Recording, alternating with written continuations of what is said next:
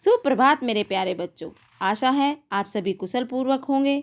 आज मैं रीता धीमान आपके समक्ष हिंदी साहित्य पुस्तिका बाल राम कथा का अध्याय 2 लेकर के उपस्थित हुई हूँ। जैसा कि आप सभी जानते हैं, अध्याय 2 का नाम है जंगल और जनकपुर, जिसका आपको छोटा सा सारांश मैं आप बता देती हूँ कि इसमें है क्या। इसमें ताड़का वध है, राम के द्वारा ताड़का का वध किया गया है और राम के द्वारा ही सीता स्वयंवर में धनुष का तोड़ना और उसके बाद राजा दशरथ के पास ये संदेश भेजना कि वो इस तरह से बारात लेकर आके आ जाएं और यहाँ पे सीता स्वयंवर हुआ है। वो राजा दशरथ जो हैं वो बारात लेकर के आते हैं राम की, और जब बारात लेकर के आते हैं तो जनक जो है उनको बोलते हैं कि मेरी एक अन्य पुत्री और है और मेरे भाई की 2 पुत्रियां हैं, तो आप अपने लक्ष्मण, भरत और शत्रुघ्न के लिए भी जो है हमारी बेटियां स्वीकार करिए। तो यहाँ पर राजा जनक जी की बात जो है दशरथ जी मान लेते हैं। तो यही सब कुछ इस अध्याय में है, तो चलिए पढ़ते हैं। तो चलिए बच्चों, चलते हैं जंगल और जनकपुर की सैर के लिए। आपको सैर करना अच्छा लगता है ना? चलिए कराते हैं आपको सैर आज हम। जंगल, अब जंगल क्या होता है? जहाँ पे घने घने पेड़ होते हैं, जहाँ पे घनी घनी झाड़ियाँ होती हैं, वो जंगल होते हैं। जहाँ पे कोई आता जाता नहीं है, बहुत घना जंगल होता है, चिड़िया चहकती हैं, पशु पक्षी वहाँ पर ज़्यादा रहते हैं। और जनकपुर, जनकपुर क्या है? ये है सीता जी का मायका, यानी कि राम जी की जो पत्नी है सीता जी, उनका मायका। और एट प्रेजेंट जनकपुर है कहाँ पर? ये है नेपाल में। आपको पता है प्रधानमंत्री जी ने जनकपुर टू अयोध्या भी एक बस चलाई है, यानी नेपाल की क्या थी वो? बेटी, और हमारे यहाँ की क्या है वो? बहू। ठीक है।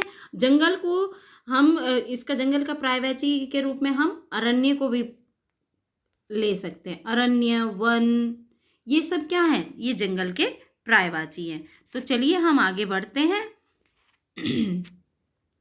राजमहल से निकलकर महर्षि विश्वामित्र सरयू नदी की ओर बढ़े। दोनों राजकुमार साथ थे। उन्हें नदी पार करनी थी आश्रम पहुंचने के लिए। विश्वामित्र ने अयोध्या के निकट नदी पार नहीं की, वो बस सीधे चलते गए चलते गए चलते गए और दूर तक सरयू के किनारे किनारे चलते ही रहे, दक्षिणी तट पर, उसी तट पर जिस पर अयोध्या नगरी थी। तो इसका एक मतलब ये भी है कि अयोध्या कौन से तट पर थी? दक्षिणी तट पर। ठीक है, तो ध्यान रखा करो बच्चों, जब भी हम पढ़ते हैं तो हर चीज का एक ध्यान रखना है अपने। वे चलते रहे नदी के घुमाव के साथ साथ। राजमहल पीछे छूट गया, उसकी आखिरी बस्ती भी निकल गई। आखिरी बस्ती मतलब आखिरी छोर। चलते चलते एक तीखा मोड़ आया। मोड़ का आपको पता है ना, मोड़ कैसे होते हैं? जैसे सपोज करो ये हम सीधे चल रहे हैं और एकदम से ऐसे तीखा मोड़ आ जाए। ठीक है, तो एक तीखा मोड़ आया और सब कुछ दृष्टि से ओझल हो गया। यानी जब वो वहां से मुड़े तो सब कुछ दृष्टि से क्या हो गया? ओझल हो गया। राम और लक्ष्मण ने एक बार भी पीछे मुड़कर नहीं देखा। उनकी नजर सामने थी, महर्षि विश्वामित्र के सधे कदमों की ओर। सूरज की चमक धीमी पड़ने लगी, शाम होने को आई। राजकुमारों के चेहरे पर थकान का कोई भी चिन्ह नहीं था, यानी वो थके नहीं थे। उत्साह था, वे दिन भर पैदल चले थे और चलने को तैयार भी थे, और भी चलने के लिए तैयार थे, लेकिन विश्वामित्र ने उन्हें ऐसा करने से रोक दिया। देखिए क्यों रोका। महर्षि अचानक रुके। उन्होंने आसमान की तरफ दृष्टि डाली। चिड़ियों के झुंड जो थे वो अपने अपने घरों की घरौंदों की तरफ, घरौंदे उनके घर होते हैं, तो अपने घरौंदों की तरफ, अपने बसेरे को भी हम उसे बोल सकते हैं, बसेरे की ओर लौट रहे थे। आसमान मटमैला लाल हो गया था, चरवाहे लौट रहे थे, गाँव के जो गायें होती हैं उनके पैरों से धूल उठ रही थी, आधी छिपे हुई थे वो उसमें। आपको पता है जब भी शाम होती है हर कोई अपने घर की तरफ आना चाहता है। आप भी देखते हो ना, आपके घर में जो आपके पेरेंट्स होते हैं, अगर वो वर्किंग हैं तो वो शाम होने से पहले पहले अपने घर आ जाते हैं और हम लोगों को सबको इंतज़ार रहता है उनका। तो वैसे ही शाम को जो है चिड़ियाएँ अपने घरों में यानी अपने घोंसलों में चली जाती थी। और जो है आसमान में मटमैला, आज भी यही कहानी है। आप गांव में चले जाओ, गांव का सीन जो होता है बहुत ही सुंदर दिखाई देता है। शाम को सब चरवाहे अपने पशुओं को लेकर के आते हैं और जब वो चलते हैं तो उनके पैरों से जो धूल उठती है उसमें उनका आधा आधा शरीर दिखाई देता है, जैसा कि यहाँ पर वर्णन भी किया गया है। तो चलिए आगे चलते हैं। हम आज हम आज रात नदी के तट पर ही विश्राम करेंगे, ऐसा किसने कहा? विश्वामित्र जी ने। महर्षि ने पीछे मुड़ते हुए कहा। दोनों राजकुमारों के चेहरे के भाव देखते हुए विश्वामित्र हल्का सा मुस्कुराए। राम के निकट आते हुए उन्होंने कहा, मैं तुम दोनों को कुछ विद्याएं सिखाना चाहता हूँ। इन्हें सीखने के बाद कोई भी तुम पर प्रहार नहीं कर सकेगा, उस समय भी नहीं जब तुम नींद में हो। तो जो वशिष्ठ ने कहा था दशरथ से, वो बात बिल्कुल सत्य हुई, क्योंकि वो तो अनेक विद्याओं के ज्ञाता थे और अब उनको वो विद्याएं सिखा रहे थे। राम और लक्ष्मण नदी में मुंह हाथ धोकर लौटे, महर्षि के निकट आकर बैठे। महर्षि विश्वामित्र ने दोनों भाइयों को बला और अति बला नाम की दो विद्याएं सिखाई। बला और अति बला, इसको आप ध्यान पूर्वक देखिएगा, ये आपका प्रश्न भी बन सकता है कि विश्वामित्र जी ने उनको ऐसी कौन सी विद्याएं सिखाई जो वे सोते समय भी किसी से हार नहीं सकते थे और सोते हुए वो दूसरों पर प्रहार भी कर सकते थे। ठीक है, तो वे नाम की विद्याएं सिखाई। रात में वे लोग वहीं सोए, तिनकों और पत्तों का बिस्तर बनाकर। कहाँ तो वो राजमहल में सो रहे थे और कहाँ वो आप वन में आकर के पत्तों का बिस्तर बना करके सो रहे थे। नींद आने तक महर्षि उनसे बात करते रहे। महर्षि कौन? विश्वामित्र। ठीक है, सुबह हुई, यात्रा फिर शुरू हुई। मार्ग वही था, सरयू नदी के किनारे किनारे चलना, मार्ग वही था। और दूसरे दिन जो थी उनकी यात्रा क्या थी? शुरू हो गई। ये देखिए आपको यहाँ पे ये जो दिख रहा है ना, ये ताड़का का मुंह है। ठीक है, तो इसी ताड़का को मारने के लिए वो लेकर आए थे। और यहाँ पे देखिए ये राम का चित्र बनाकर दिया गया है जो धनुष से मार रहा है। तो चलिए आगे चलते हैं। चलते चलते वे एक ऐसी जगह पहुँचे, चलते चलते वो एक ऐसी जगह पहुँचे जहाँ दो नदियाँ आपस में मिलती थी। उस संगम को की दूसरी ओर नदी गंगा थी, यानी जहाँ सरयू और गंगा का मिलन हो रहा था।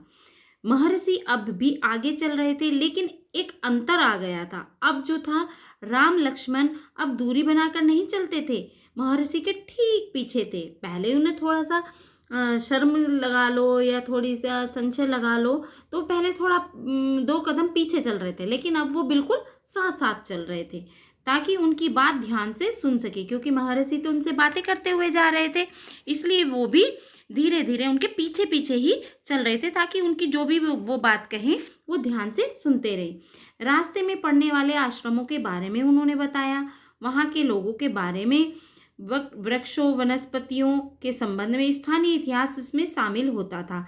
यानी कि जो भी वो बात बताते थे महर्षि, वो बड़े ध्यान से सुनते थे। उस बात में उनके आश्रमों से रिलेटेड भी बातें होती थी, वृक्षों वनस्पतियों से रिलेटेड बातें भी होती हैं, और जो वहाँ का स्थानीय संबंध उसके इतिहास का भी वो बात बताते जाते थे। कि जैसे आपके मम्मी पापा भी होते हैं ना, तो वो भी आपको बात बताते समय अपने ज़माने में ले जाते हैं, फिर वहाँ की कहानियाँ सुनाते हैं। तो ठीक वैसा ही महर्षि भी उनके साथ में करते थे। ठीक है, यात्रा आगे जो थी, यात्रा वो थोड़ी कठिन थी, जंगलों से होकर। उससे पहले उन्हें नदी पार करनी थी। रात में ऐसा करना महर्षि विश्वामित्र को उचित नहीं लगा कि रात में नदी को पार करना ठीक नहीं है।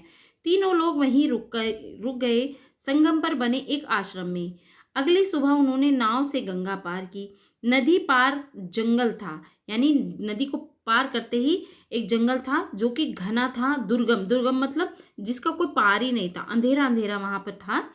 सूरज की किरणें धरती तक नहीं पहुंचती थी, इतना घना जंगल था। वह डरावना भी था। हर ओर से झिंगुरों की आवाज, झिंगुर आपके घरों में भी होते हैं झिंगुर, और उनकी बहुत तीखी आवाज होती है, इस टाइप की आवाज होती है। ठीक है। जानवरों की दहाड़ जो थी, जो जानवरों की दहाड़ है वो भी कर्कश सुनाई देती थी। ठीक है। तो यहाँ पे उन्होंने जानवरों की दहाड़ के बारे में भी कहा है, कर्कश ध्वनियाँ जो कि जंगलों में दिखाई देती हैं, सुनाई देती, अजीब अजीब सी आवाजें। राम और लक्ष्मण को आश्वस्त करते हुए, आश्वस्त मतलब कि उनको ढाढ़स बंधाते हुए कि ऐसा कुछ नहीं है, जंगल में ऐसी आवाजें आती ही रहती हैं। ये जानवर और वनस्पतियां जंगल की शोभा है, इनसे कोई डर नहीं है। असली खतरा राक्षसी ताड़का से है, वह यहीं रहती है, तुम्हें वह खतरा हमेशा के लिए मिटा देना है। ऐसा किसने कहा? महर्षि विश्वामित्र ने। ठीक है। ताड़का के डर से कोई भी, वो ये बात भी उनको बता रहे हैं कि ताड़का के डर से कोई भी इस वन में नहीं आता था। ठीक है। यानी जो जिस वन की वो बात बता रहे हैं, जिस वन में वो जा रहे हैं, तो उन्होंने बताया कि ताड़का के डर से जो है इस वन में कोई नहीं आता, जो भी आता है ताड़का उसे मार डालती है, अचानक आक्रमण कर देती है, उसका पता ही नहीं चलता कि वो आती कहाँ से।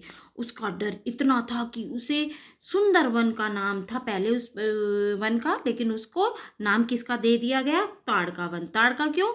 क्योंकि वो ताड़का जो राक्षसी थी वो कभी भी किसी पर भी हमला कर देती थी, कोई भी जब वहां से आता था तो वो उसके ऊपर हमला कर देती थी। राम ने महर्षि की आज्ञा मान ली, धनुष पर प्रत्यंचा चढ़ाई। प्रत्यंचा पता है आपको क्या होता है? सपोज करो कि ये आपका धनुष है और यहाँ पे जो एक वो बनी होती है ना रस्सी, वो जो होती है वो प्रत्यंचा होती है। ठीक है। प्रत्यंचा चढ़ाई और उसे एक बार खींच कर छोड़ा।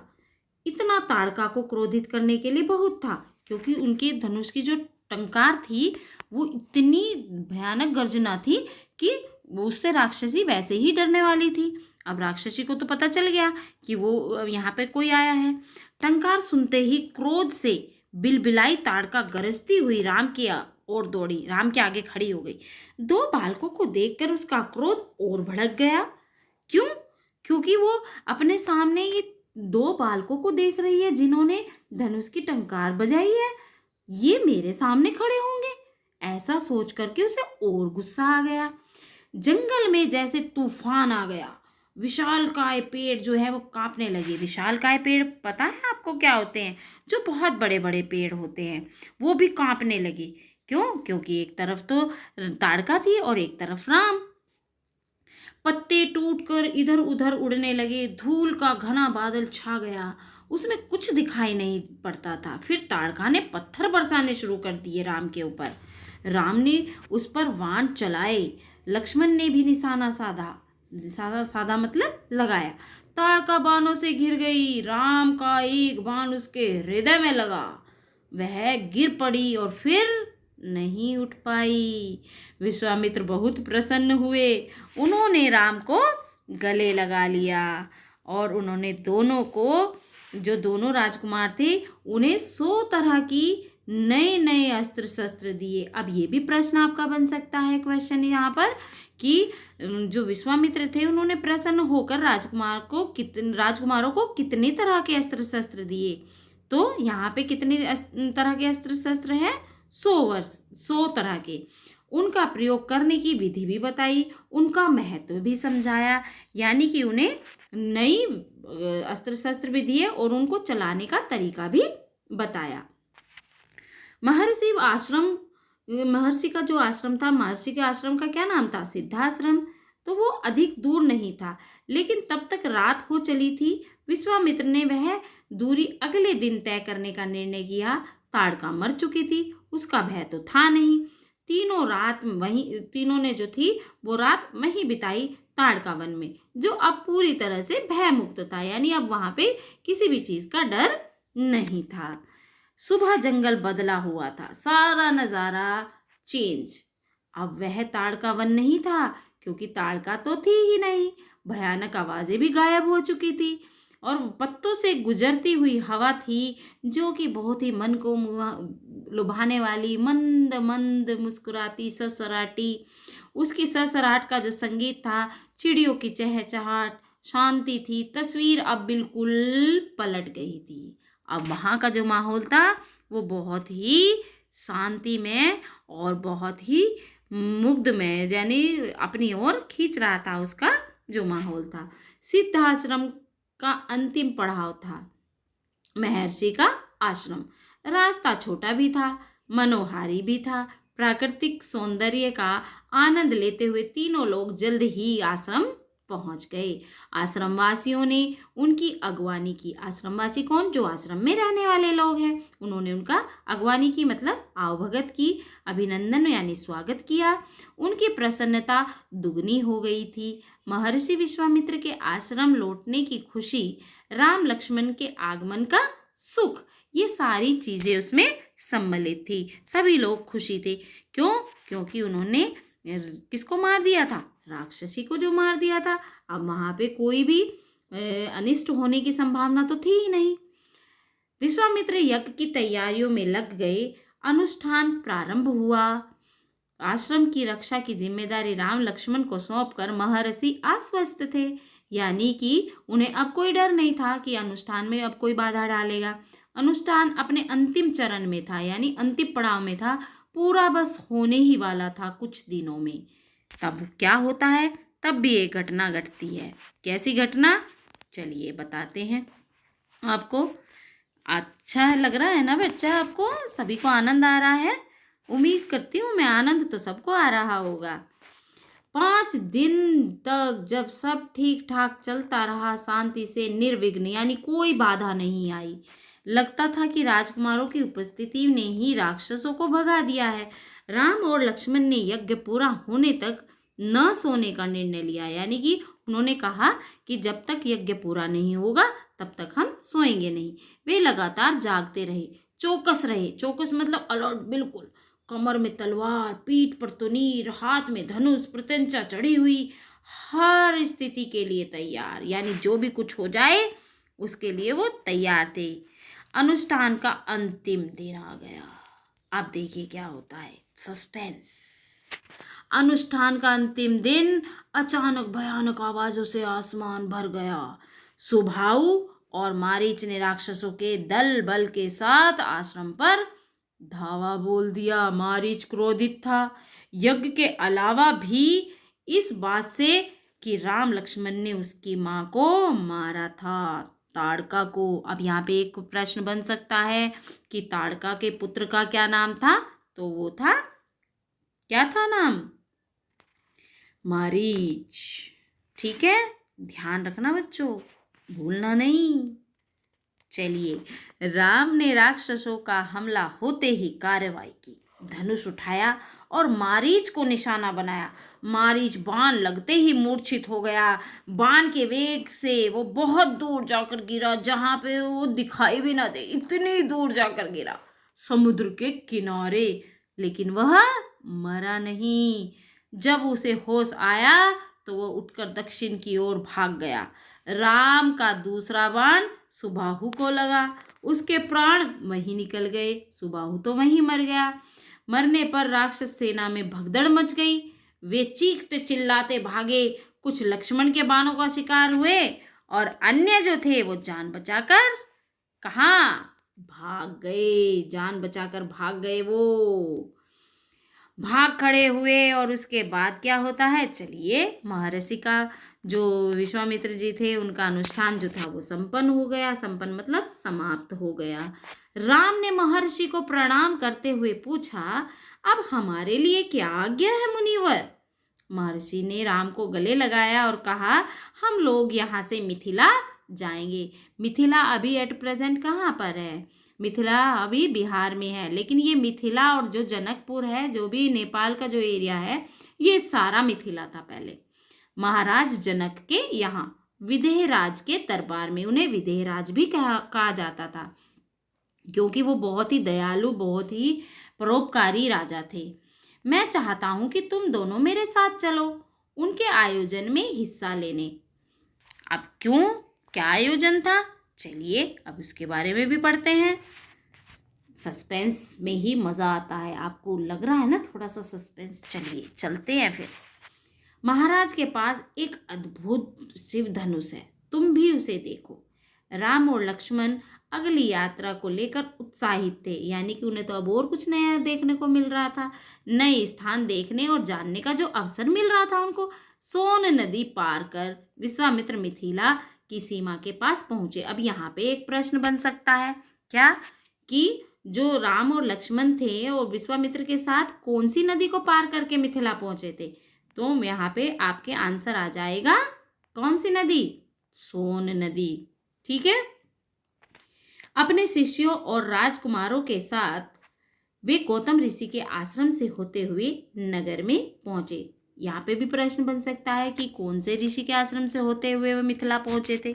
ठीक है, तो बच्चे मैं यहाँ पे आपको बार बार बता रही हूँ, बीच बीच में प्रश्न भी बता रही हूँ, तो इनको ध्यान से आपने देखना है वीडियो को, और ध्यान से देखना है कि प्रश्न किस तरह से बन रहे हैं। राजा जनक ने महल से बाहर आकर विश्वामित्र का स्वागत किया। तभी उनकी दृष्टि राजकुमारों पर पड़ी। अरे, विश्वामित्र के साथ ये राजकुमार। विदेहराज चकित रह गए, चकित यानी आश्चर्यचकित रह गए, क्योंकि उन्होंने ऐसे सुंदर राजकुमार तो कभी देखे नहीं थे। वे स्वयं को रोक नहीं पाए और महर्षि से पूछ ही लिया, ये सुंदर राजकुमार कौन है? मैं इनके आकर्षण से खींचता जा रहा हूँ, क्योंकि उनका आकर्षण था ही इतना सुंदर, हर कोई उनकी तरफ खींचा चला जाता था। ये राम और लक्ष्मण हैं, महाराज दशरथ के पुत्र। मैं इन्हें अपने साथ लाया हूँ आपका अद्भुत धनुष दिखाने के लिए। तो विदेहराज तो खुश हो गए कि अरे वाह, ये तो बहुत अच्छी बात है। विदेहराज ने महर्षि और उनके शिष्यों राजकुमारों के ठहरने की भी व्यवस्था एक सुंदर उद्यान में की। उद्यान मतलब बागीचा, बागीचे में भी। अब बागीचे में रुकने का मतलब ये नहीं है कि उन्होंने बिल्कुल बागीचे में भी थोड़ा सा उनका कुटिया वगैरह बनी होती हैं। अगले दिन सभी आमंत्रित लोग, ऋषि मुनि और राजकुमार यज्ञशाला में उपस्थित हुए। कहाँ हुए? यज्ञशाला में। अब यज्ञशाला कहाँ थी? जहाँ पे सीता का स्वयंवर हो रहा था, लेकिन स्वयंवर का किसी को भी पता नहीं था कि यहाँ पे स्वयंवर भी हो रहा है। ठीक है, तो चलें आगे, चलते हैं। फिर धनुष का उल्लेख किया। महाराज जनक ने अपने अनुचरों को आज्ञा दी कि शिव धनुष को यज्ञशाला में लाया जाए। शिव धनुष सचमुच बहुत विशाल था, लोहे की पेटी में रखा हुआ था। ठीक है, कहाँ पे रखा हुआ था? लोहे की पेटी में। तो ये भी प्रश्न आपके सामने बन सकता है। पेटी में पहिए लगे हुए थे, पेटी में पहिए लगे हुए थे, 8 पहिए। ये प्रश्न भी आपके सामने आ सकता है कि जिस पेटी में शिव धनुष रखा था उस पेटी में कितने पहिए लगे हुए थे। उसे उठाना लगभग असंभव था। पहियों के सहारे खिसकाकर उसे एक से दूसरी जगह ले जाया जाता था। अनुचर मुश्किल से उसे खींचते हुए यज्ञशाला में ले आए। धनुष देखते ही विदेहराज एक पल के लिए उदास हो गए। अब उनकी उदासी का क्या कारण था? उन्होंने कहा, मुनिवर, मैंने प्रतिज्ञा की है कि अपनी पुत्री सीता का विवाह जो है, मतलब इस विवाह के संबंध में वो थोड़ा सा चिंतित थे, तो उन्होंने मुनिवर से बात की। किसकी? अपनी पुत्री के विवाह के संबंध में। जो यह धनुष, उनकी प्रतिज्ञा क्या थी कि जो यह धनुष उठाकर उस पर प्रत्यंचा चढ़ा देगा, उसी के साथ मैं अपनी पुत्री सीता का विवाह कर दूंगा। अनेक राजकुमारों ने प्रयास किया और लज्जित हो गए। उठाना तो दूर, वे उसे हिला भी नहीं सके, प्रत्यंचा क्या चढ़ाते। ये तो बहुत ही गंभीर समस्या थी। विदेहराज का संकेत समझकर विश्वामित्र जी ने राम से कहा, उठो वत्स। वत्स का मतलब होता है बेटा, वत्स का मतलब बेटा। पहले जब उस युग में, ये युग कौन सा था? त्रेता युग। त्रेता युग हो, सतयुग हो या द्वापर युग हो, उसमें वत्स जो है वो बेटे को ही बोला जाता था। आजकल कोई नहीं बोलता है वत्स। यह धनुष देखो, उन्होंने कहा। ठीक है, उन्होंने उनको कहा राम को कि यह धनुष देखो। तब राम ने सिर झुकाकर गुरु की आज्ञा स्वीकार की और आगे बढ़े। पेटी का ढक्कन खोल दिया। राम ने पहले धनुष देखा, फिर महर्षि को देखा। एक बार धनुष और एक बार महर्षि। गुरु का संकेत मिलने पर राम ने वह विशाल धनुष सहज ही उठा लिया, बिल्कुल आराम से, कोई समस्या भी नहीं हुई। यज्ञशाला में उपस्थित सभी लोग हतप्रभ थे। हतप्रभ मतलब आश्चर्यचकित। हतप्रभ का मतलब क्या है यहाँ पे? आश्चर्यचकित होना। ठीक है, चकित, ठीक, आश्चर्यचकित। चलिए, तो इसकी प्रत्यंचा चढ़ा दूं मुनिवर? राम ने पूछा, क्योंकि वो तो बिना मुनिवर की आज्ञा के कुछ नहीं कर रहे थे। उन्होंने कहा, इसकी प्रत्यंचा चढ़ा दूं मुनिवर? अवश्य, यदि ऐसा कर सकते हो। ऐसा किसने कहा? किसने? विश्वामित्र ने। विदेहराज चकित थे। राम ने आसानी से धनुष झुकाया और ऊपर से दबाकर प्रत्यंचा खींची।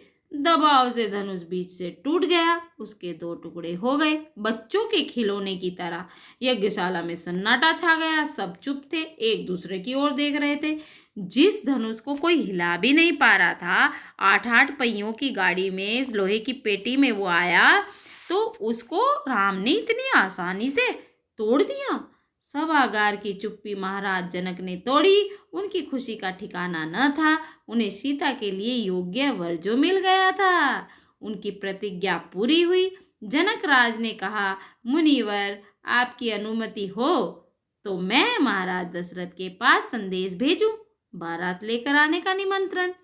यह शुभ संदेश उन्हें शीघ्र भेजना चाहिए। महर्षि की अनुमति से दूत अयोध्या भेजे गए।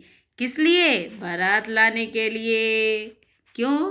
क्योंकि स्वयंवर में राम ने धनुष जो तोड़ दिया था। सबसे तेज चलने वाले रथों से इस बीच जनकपुर में धूम मच गई। बारात के स्वागत की तैयारियां होने लगी। नगर की प्रसन्नता चरम पर थी। चरम मतलब ऊंचाइयों पर। ठीक है, चरम का मतलब ऊंचाइयों पर, यानी कि उनकी खुशी का कोई ठिकाना नहीं था। महाराज जो दशरथ थे, वो महाराज दशरथ के बाद कौन आए थे? जो वहाँ पे संदेश लेके आए थे। अब महाराज जनक का जो संदेश था, वो मिलते ही अयोध्या में जो थी खुशी छा गई। किसके? अयोध्या में। अयोध्या किसकी नगरी थी? दशरथ की और राम की। आनन फानन मतलब एकदम में बारात तैयार हुई। हाथी, घोड़े, रथ, सेना, बारात मिथिला पहुंचने में 5 दिन लगे। आज की तरह नहीं है जैसे एरोप्लेन से यहाँ बैठे तो 7 समुंदर पार 2 घंटे या 4 घंटे में पहुंच जाते हैं। जनकपुरी जगमगा रही थी, यानी कि चारों तरफ से सजी हुई थी। हर मार्ग पर तोरण द्वार, तोरण पर समझते हो ना, जो गेट पे बंदरवार लगी होती है, जो लटकी होती है। आप भी दीपावली पे या किसी इसमें फंक्शन में लगाते हैं ना अपने दरवाजों पर। हर जगह फूलों की चादर, एक एक कोना सुवासित, यानी हर एक कोना सजा हुआ था। किसी भी कोने में कोई भी ऐसी चीज़ नहीं थी जो सजी हुई ना हो। हर घर के प्रवेश द्वार पर बंदनवार था। बंदरवान मतलब वही जो आपको बताया अभी, तोरण। एक एक घर से मंगल गीत। मुख्य मार्ग पर जो दर्शक थे वो उनकी अपार भीड़ लगी हुई थी। खिड़कियों और छज्जों से झांकती हुई महिलाएं एक नज़र राम को देख लें, बस राम सीता की जोड़ी दिख जाए। विवाह से ठीक पहले विदेहराज ने महाराज दशरथ से कहा, राजन, राम ने मेरी प्रतिज्ञा पूरी कर बड़ी बेटी सीता को तो अपना लिया, पर मेरी इच्छा है कि मेरी जो छोटी पुत्री है उर्मिला, उसका विवाह लक्ष्मण से हो जाए। अब उन्होंने, कहते हैं ना, थोड़ा मिला लेकिन और ज़्यादा चाहिए। ठीक है, तो उन्होंने कहा और अभी तो अपनी 2 पुत्रियों के लिए अभी और भी कुछ मांग रहे हैं। वो देखिए क्या मांग रहे हैं। मेरे छोटे भाई कुशध्वज की 2 पुत्रियां हैं। तो यहाँ पे आपका प्रश्न बन सकता है कि कुशध्वज कौन था और कुशध्वज की पुत्रियों का क्या नाम था। इसी तरह से हम इसमें प्रश्न बना सकते हैं। ये ध्यान रखना बच्चों कि प्रश्न इसमें इसी तरह से बनते हैं, लघु प्रश्न। ठीक है, आपको ये ध्यान से पढ़ना है, जब भी इसमें से रिलेटेड कोई भी क्वेश्चन आपसे पूछा जाए तो आप आंसर दे सको। मांडवी और श्रुत कीर्ति, तो यहाँ पे आपसे एक प्रश्न ये भी बन सकता है कि भरत की पत्नी का क्या नाम था और शत्रुघ्न की पत्नी का क्या नाम था। तो यहाँ पे उर्मिला तो लक्ष्मण की पत्नी का नाम है और भरत की पत्नी का नाम मांडवी है और शत्रुघ्न की श्रुत कीर्ति। ठीक है, कृपया उन्हें भरत और शत्रुघ्न के लिए स्वीकार करो। राजा दशरथ ने यह प्रस्ताव तत्काल मान लिया। उन्हें क्या वो था, उन्हें तो वो अच्छा है, सुयोग्य कन्याएं मिल रही थी उनको। तो विवाह के बाद बारात कुछ दिन जनकपुरी में रुकी। आपको पता है कि पहले जब शादियां होती थी तो बारात कई कई दिन तक रुकती थी। ऐसा नहीं था कि जैसे आज की शादियां होती हैं कि अभी गए शाम को 8 बजे बारात लेकर और रात को सारी बारात वापस आ जाती है 12 बजे। ऐसा नहीं है, पहले बारात कई कई दिन तक रुकती थी, क्योंकि रास्ते ही इतने इतने दूर थे तो कैसे एक दिन में ही सब कुछ हो जाता। तो बारात वहाँ कई दिन तक रुकी। विवाह के बाद कुछ बाराती जो थे, कुछ बारात कुछ दिन जनकपुर में रुकी और बाराती बहुओं को लेकर अयोध्या लौटे। रानियों ने पुत्र वधुओं की आरती उतारी, स्त्रियों ने फूल बरसाए, शंख ध्वनि से गलियां गूंज उठी। यह आनंदोत्सव लगातार कई दिनों तक चलता रहा। आनंदोत्सव क्या है? आनंदोत्सव क्या होता है? जब हम बहुत खुश होते हैं तो आनंद के साथ में, जो उत्साह के साथ में जो हम खुश रहते हैं, उसे ही आनंदोत्सव कहते हैं। तो ये था आपका चैप्टर 2 जंगल और जनकपुरी। ये यहाँ पर समाप्त होता है। उम्मीद है कि आप सब लोगों ने इसमें आनंद लिया होगा। और अब इसके जो 3rd चैप्टर है 2 वरदान, उसमें हम फिर आपको अगली वीडियो में मिलते हैं। तब तक के लिए धन्यवाद। खुश रहिए, स्वस्थ रहिए, घर पर रहिए और आनंद मनाते रहिए। तो चलिए मिलते हैं अन्य वीडियो में, जो कि आपको बहुत जल्द मिलने वाली है। चलिए।